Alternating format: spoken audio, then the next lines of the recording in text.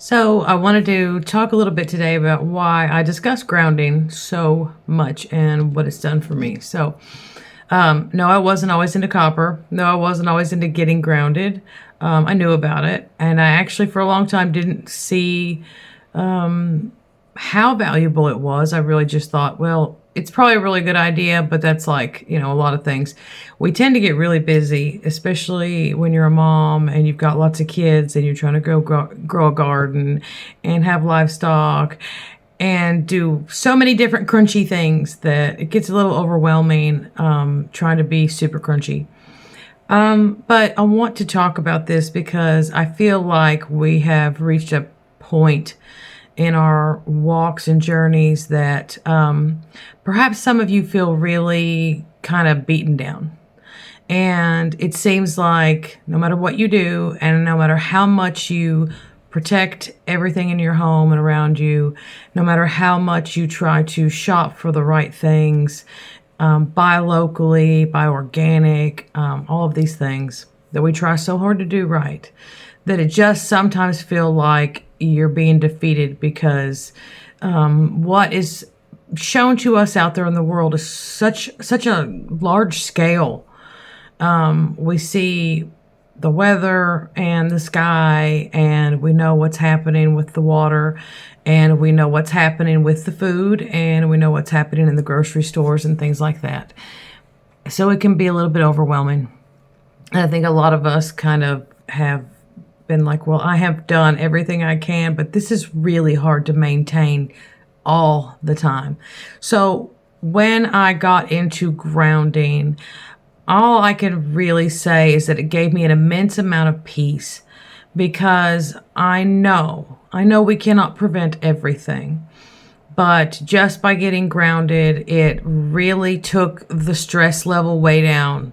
The fuzzy brain, the not being able to think, because I've spent years literally having to plot out my day to day and be accurate because there's a stress load that comes upon you when the economy's bad and things are going bad in the world. It's like, okay, well, I can't afford to make a mistake, so I'm going to be hyperactive about not making a mistake. And then we make completely different mistakes that we didn't expect. But getting grounded is a really great way to kind of kill a bunch of birds with one stone. Not that I want to kill any birds, but it does kill a lot of birds with one stone. It is a way to probably knock the ball out of the park for a lot of things. And if you're already filtering your water and you are already trying to do everything you can with organic eating and stuff like that, then this is just, wearing the bracelets or getting the copper mugs and drinking from them. It just fills in a huge gap that you kind of feel less stressed about it afterwards. You realize that maybe you just don't need to worry so much. I don't know. There's something about it that really changed the way I think, changes the way I see things. I still do the best I can, but I try not to get too worried because, when you're getting grounded, you're learning about positive energy. You're learning about the effect we have on everything around us, and depending on where the product comes from or what the product is, you actually can have an effect on it after the fact. And there's a lot of people that will tell you that in lieu of knowing 100% for sure, there is one thing you can sure do, and that is stay in a high vibration, be with positive thinking. You can even pray over food, water, anything. And doing that raises the frequency of the thing you're praying over or meditating over or speaking kindly over. We've seen this proven with plant life. We've seen this proven with the water test, or if you guys have seen the rice test. The guy put the rice in 3 jars, and one jar, he told it how lovely and beautiful and wonderful it was. The second jar, he completely ignored. And the third jar, he told it negative, demeaning, and derogatory words. Said, I hate you, and things like that. And over the course of time, he watched as the rice in the original first jar that was told positive things didn't rot. The jar that was ignored got like really slimy and gross and just depressing looking. But the one jar that was told, I hate you, you're ugly, you're stupid, all those things, that one turned black. You guys, we have an effect, and the power of life and death is in the tongue. And I don't even have to say that to you from a religious standpoint. I mean, it's just true. The power of life and death is in the tongue, and you know it. You know when you say something that even if you chose the right words, the mood, the energy in you, how you actually feel, that actually comes through. So we can say, yeah, I'm okay, I'm happy. And we're not. So, it's important to be honest, not just about what we say, but let's be honest with how we're feeling. This is difficult for a lot of us. I'm trying to do this right now. Like in my life, I'm working hard at being honest about how I feel. It's not a problem to feel negative. It's not bad. It's not wrong. What happens is when we don't deal with it and we don't want to talk about it and we don't want to face it, that's when it becomes the black rice, guys. That's when it festers and it gets slimy and gross because you're like holding on to this negative vibe, this negative energy, these negative thoughts like it's a treasure chest, and it's not. And if it were mud or dirt or something, you'd go take a shower and wash it off. But with your feelings, you're like, nah, I'll just pretend they're not there. They're always there. So I want to encourage you just to think about this, getting grounded. One of the reasons it's helped me emotionally and with expressing myself and what I need and what I want and being honest is that for so long living the stressful, chaotic things that have happened in my past and all that, one of the effects of being in the situation I was in growing up, and it was always, you got to be, walking on eggshells, anything could trigger someone's emotional reaction. Watch what you say. You can't disagree. You can't do anything they don't like. Otherwise, it's silliness, all that. Well, it really makes you hyper vigilant. And so, I was watching some manifestation teachers and they were talking about, when you're getting your chakras lined up, there's actually a group of us that we skip the lower chakras, the root, the sacral, and the solar plexus. We skip it and we go straight here because that's where all the intuition and the sonar is. And, like Mantis on Guardians of the Galaxy, how she can make people feel things or know what they're feeling. She's the super empath. We get stuck there. And what actually happens is you start to feel really disconnected from your body because the spiritual is not a problem for you, not at all.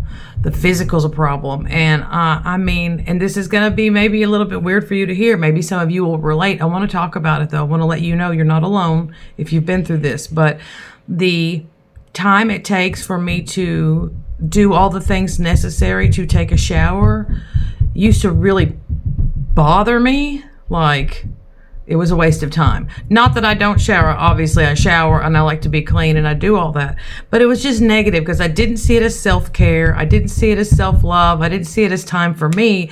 I saw it as a waste of time. I should be doing all the things I need to do and get done, but yeah, I have to do it because, don't be gross. And I was getting to be like that with anything that had to do with my needs. And so I took a course, Limitless Soul Life. If you know Kelly, she's incredible. And buddy, she will get you locked into your body again and give you the meditations and the breathing techniques and help you with getting back into your body.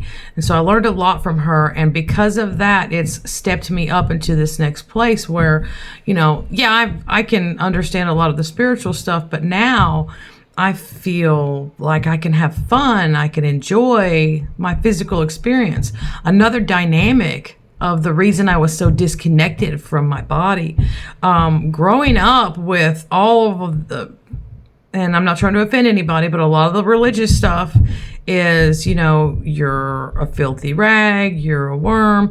Anything that has to do with your physical body is considered flesh, and flesh is considered evil.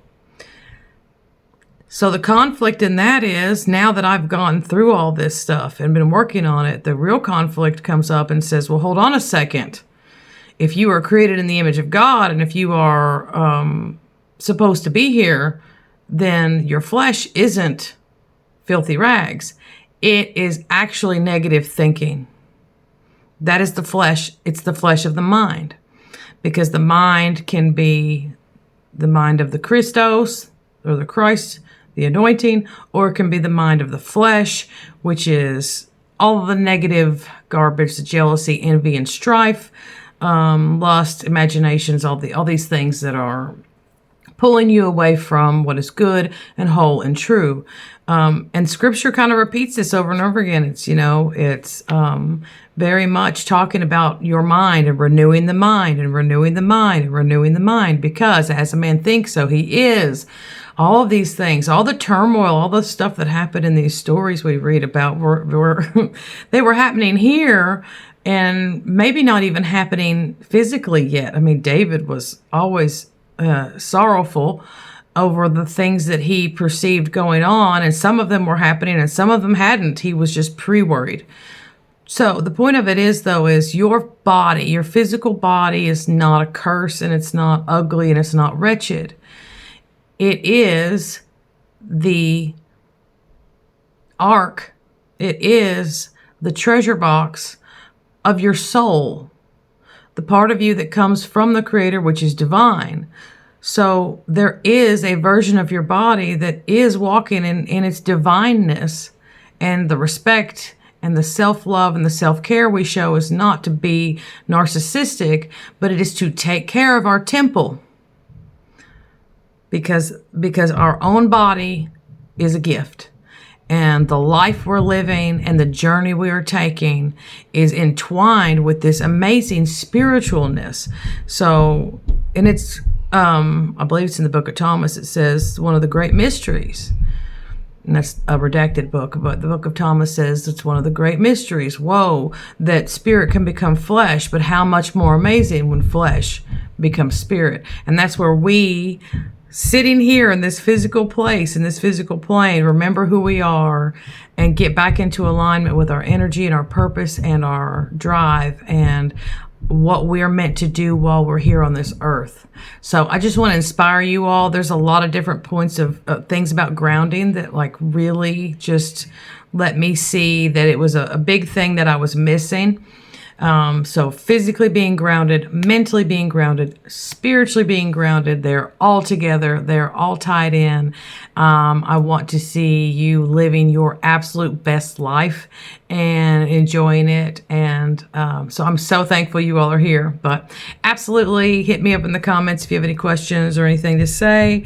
For those of you who have purchased the magnetic copper bracelets at manifestheal.com, thank you. I have received so many comments and emails and calls from people saying, wow, it works. It's helped me so much. And that's what we're after. We're after helping our friends and building a community. Don't forget, I also put out my new PDF book, The Electric Garden. For those of you who are wondering, who the heck am I and why can I talk about this? Before I started Manifest Health, I was Bluegrass Homestead and raised bees, raised chickens, turkeys, ducks, geese, rabbits. Of course, the occasional cat and dog has been on the property. And now as far as my garden goes, I have not, this is the spring. I'm going to start doing my electroculture. I have the plan I want to use. It's in the book. If you get the book, the plans are in the book.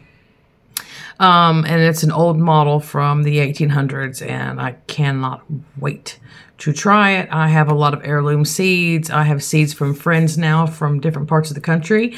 And so it is going to be the year of having fun with electroculture and getting that set up. I will document it and I will show you all how it goes. And I'm excited. I think it's going to be tons of fun. So the yard's good right now. The soil is ready. Just, always composting, always making more compost. There's no reason to throw away food when you live on a homestead. So yeah, that's what we're doing. And I look forward to talking to you again and seeing you on the next video. Please like and share. It's free to like and share and subscribe here. Helps me out a whole lot and gets more people to see the videos and gets more of us connected. So have a great one. I'll catch you on the next one. Bye.